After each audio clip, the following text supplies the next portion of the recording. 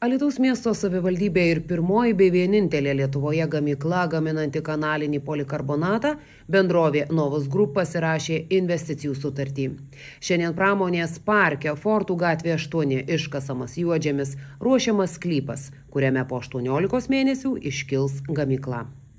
Mes turime ambicingą planą, mes 28 metais norime tapti didžiausias rytų Europoje ir natūralu, kad kaip ir bet kuriai gamyklai mums reikia infrastruktūros.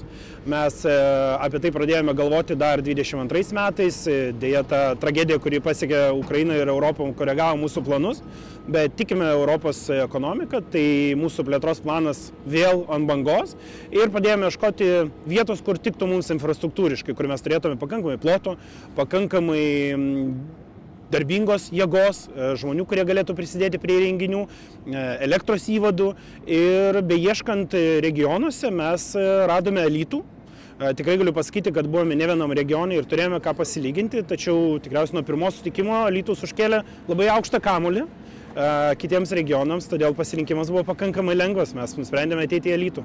Mes turėtume užimti šiek tiek mažiau negu 3 hektarus ploto, mes įsivaizduojame, kad jeigu gerai paplušėsime ir mes, ir administracija, tai per artimiausius 18 mėnesių čia turėtų išaugti pastatas, turėtų būti apie 7000 kvadratų ir, kaip ir minėjau, jau po 18-20 mėnesių čia turėtų pradėti dirbti pirmieji renginiai, nes mes norime pervežti įrenginius ir turimus Vilniuje ir užsakyti papildomus.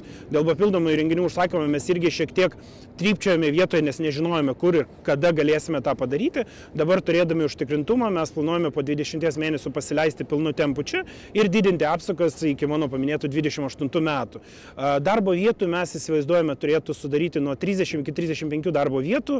Administracinė tam tikra dalis matyt liktų dar sostinėje, bet iš esmės mes jau tarpusėje sakom, kad mūsų gamykla tampa Alytaus gamykla. Po žeme, kaip matote, už mano nugaros kasamos durpės yra 7 metrų gylyje.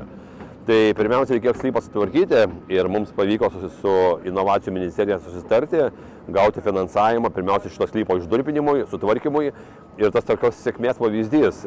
Sklypą tvarkome, o jau investuotojas rašosi sutartis ir artimiausiu metu investuos nuo 8 milijonų, 28 metais rodo, kad bus investicija iki 20 milijonų. Tai tie sėkmės pavyzdžiai yra labai geri ir užkrėstini, nes šitam sklype čia darosi investicija, kitam sklype matom jau supiltos krūvos, kur kitą savaitę kasime kapsulę ir prasideda jau gamyklos statybos. Tai tie pavyzdžiai ir visam pramonės parke, kai matome, juda sunkvežimiai, kituose sklypuose taip pat statomos jau gamyklos, tai kitur jau pastatytos gamyklos, tai iš tikrųjų norisi, kad atsirastų šiek konkurencija. Kuo didesnė konkurencija dėl darbuotojų, tuo didesnė atlyginimai. Kuo didesnė atlyginimai, tuo daugiau jaunų žmonių norės grįžti čia į miestą, dirbti, kurti šeimas ir toliau investuoti. Tai mūsų tikslas yra, kad sukurti daug gerai apmokamų darbo vietų, o įmonė, kurie čia investuoja, tokias darbo vietas ir kuria. Valstybinių savo milijoną įmonė investuoja dabar 8 ir iki 28 metų investuos 20 milijonų. Tai šiandieną 25 darbo vietas įsipareigojimas yra toks, tačiau jų gali daugėti, jeigu daugės užsakymų, o ateityje investavus 20 milijonų, tų darbo vietų gali 3-4 kartus padidėti. Šiandieną čia buvo sklypai tušti ir mes prisimenam, čia augo krūmai. Jeigu šiandieną čia prasidės pramonė, jeigu čia prasidės žmonės dirbti, mes turim skaičiuoti kitus dalykus. Žmonės čia gyvens, žmonės tos pinigus čia išleis, viešasis transportas bus efektyvesnis, veš žmonės į darbą, ne tušti, ne puštučiai, o pilni. Tai mes skaičiuojam miestą per kitai, bus tada vaikų darželiuose daugiau vietų, mokyklose, kultūros centruose, renginiuose, kirpyklose, baruose ir visur kitur. Tai mes turim auginti miestą, nes galim nieko nedaryti ir sakyti, kad nieks neteina, arba daryti sunkiai po nedaug. Bet matote, atlyginimo vidurkis yra įmonės pakankamai aukštas. Tai kuo daugiau tokių įmonių bus, tuo didesnė konkurencija ir sudarys visom kitom gamykloms kelti atlyginimus. Tada mes tapsim patrauklesnis miestas ir nesakysim, kad Vilniui didesnė atlyginimai ar Kaune, o pas mus mažesnė. Kuo didesnė konkurencija, kuo daugiau gamyklų, kuo daugiau investicijų, tuo daugiau galimybės žmonėms čia dirbti ir užsidirbti. O tai koks atlyginimas? Virš daugiau nei 2000 vidutinis atlyginimas įmonės. Tai pažiūrėsime, aišku, kol pastatys, turi 18 mėnesių įmonė, tai tikėtina jau, kai matote, už nugaros burzgia technika, tikiuosi greitų procesų ir galėsime dar šią kadenciją kirpti juostelę. Tai mes turėtume gaminti kanalinį polikarbonatą, mes turėtume gaminti monolitinį polikarbonatą, mes turėtume gaminti profiliuotą polikarbonatą ir polikarbonato profilius.